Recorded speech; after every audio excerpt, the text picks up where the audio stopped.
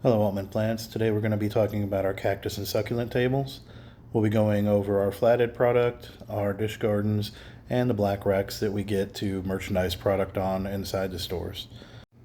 Before you get too far, make sure you have your gloves and you're aware of which ones have spines and which ones don't. So our table looks fairly full, but we did get our new order in and we want to make sure that we get it back organized and how we want it merchandised. When we merchandise our table, our small to tall starts from the garden gate side, so our 2.5 will be closest to the customer entrance, and then we do our 9 centimeter mirroring on the other side. As you're cleaning up your flats, some of the things you want to look for are dried or broken product, or if you also have lots of the same type of plant in your flats that hasn't been getting bought. Here's an example of one where the leaves are turning. It probably dried out. They had just watered here, so you can kind of see where the soil's wet, but that's not one somebody's going to purchase. And as you go through, you can kind of see some of the ones that have shriveled up, have thinned out, or grown past prime. If they're too tall, then that may be another reason to get rid of them. Don't forget about the aloe, and once it discolors, it's time for it to go. So now we've cleared any of the product that doesn't belong on this front 8 feet. We're down to the leftover flathead product. We're going to get what's new off of our racks and reorganize this front 8 feet so that it's mirroring and how we want to see these tables set up.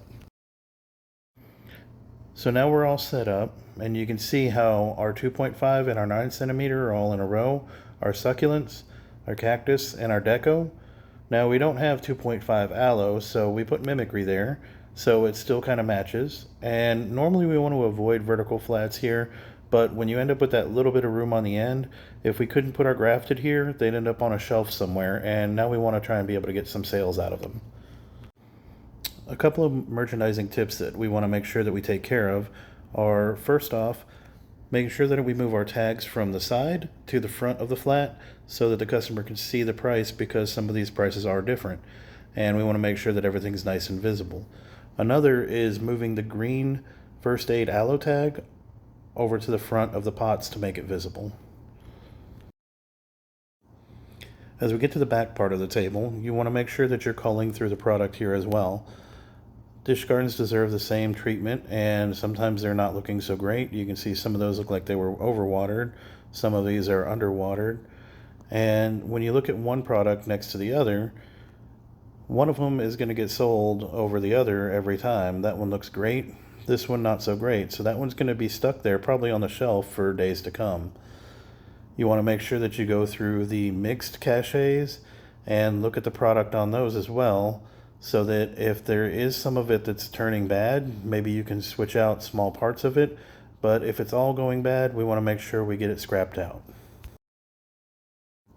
As we get to the racks inside the stores, these are designed to hold the cachets or very specific product that we bring in. And you want to make sure that you're going through and culling these too. As you can see, some of the dish gardens are not looking so great here, so we need to make sure that we get this product off of here and have stuff that's sellable. As we look at the end result, it's a much more balanced and organized feel to the table. We want to make sure that we're hitting these tables twice a week, if not 3 times, that we're scrapping out when we do. And with the watering, you want to make sure you talk to your Home Depot team, because these should only really be watered twice a week on Mondays and Fridays. If they're overwatering, you're going to cause as much damage as underwatering.